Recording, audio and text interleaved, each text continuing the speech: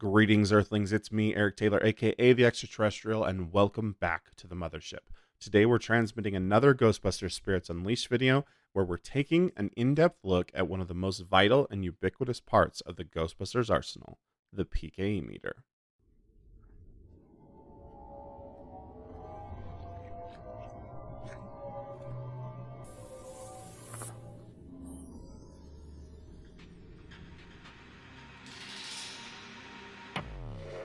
Psychokinetic energy, or PKE meters, are canonically known in the Ghostbusters franchise for detecting the energy that paranormal entities give off or leave behind.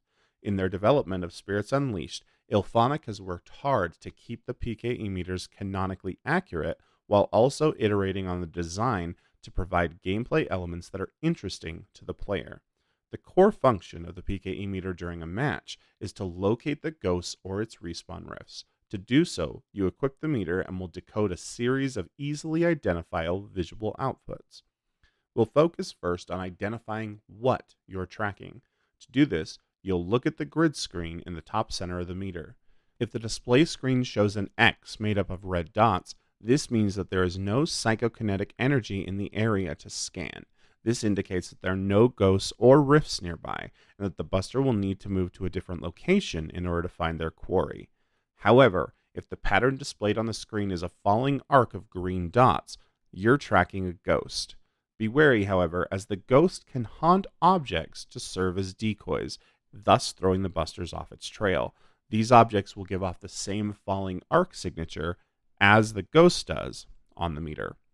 The PKE meter can also be used to locate the respawn rifts, which are vital targets that must be destroyed during the match.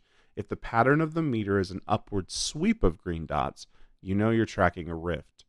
Early in the match, the rifts will be hidden within objects around the map. However, these objects will initially be just slightly off from what belongs within the environs of the map, making them pretty easy to spot once you've tracked them down using the meter.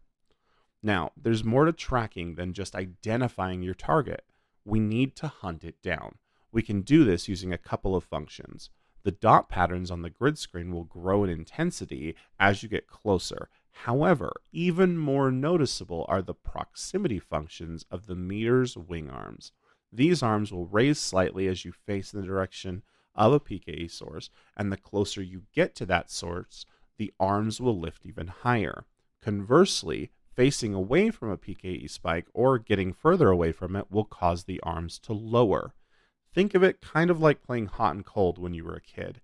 This analogy is furthered by the lighting diodes in the arms, which will change color and increase in blink speed the closer you get to your quarry. The colors will start as a yellow tinged white, but as you draw closer to the paranormal danger, it will shift to red to indicate that imminent presence.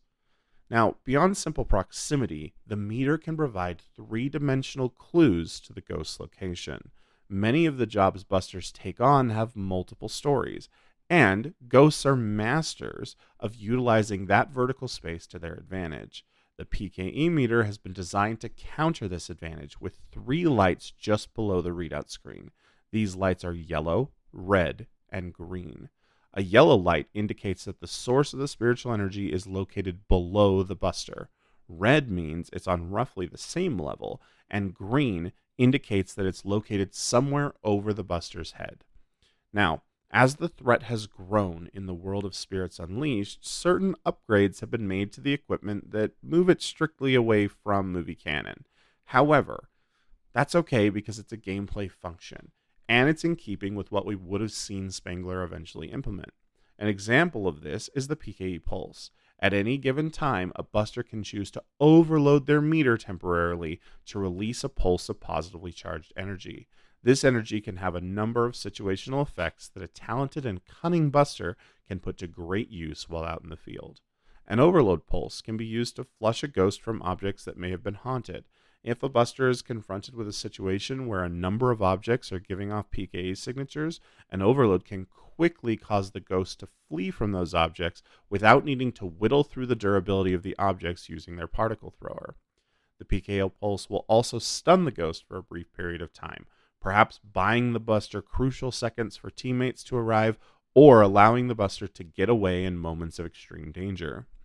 Perhaps the strongest function of the meter overload, however, is the ability to quickly eliminate the ghost's spirit minions in an area of effect. When swarmed under with the ghost's ghoulish groupies, a well-timed PKE pulse can send the whole spooky squad skittering back to the spirit realm. The overload function is not without risk, however, as while it can be extremely potent, it forces a hard reboot on the meter's systems, thus rendering the meter useless for an extended period of time. Now, we don't have anything official, but based on some timing I did in the alpha stream, this seems to be about 30 seconds.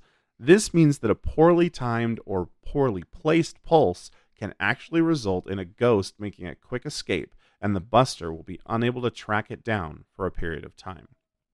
Now, as you can see, the PKE meter is an integral part of every Buster's toolkit, and it will play a pivotal role in the field as the Ghostbusters contend with the dark minions of the spirit realm.